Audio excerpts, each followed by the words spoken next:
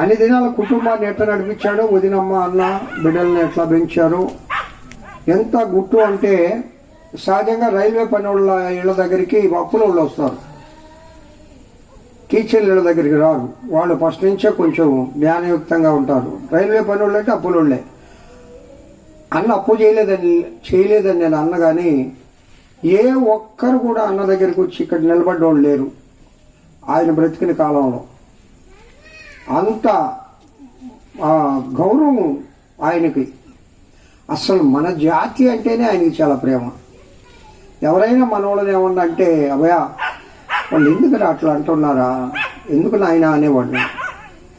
అంత గొప్ప మంచి మనసు, చాలా మంచి మనసు, మొమాటం లేని వ్యక్తి ఆయన. యేసరత్నయ్య గారు అయితే పెద్ద ఆయన అంట, వాళ్ళు పలకరింపులు కానీ, వాళ్ళు ఉండే విధానం కానీ, కనకరత్నం అన్న కానీ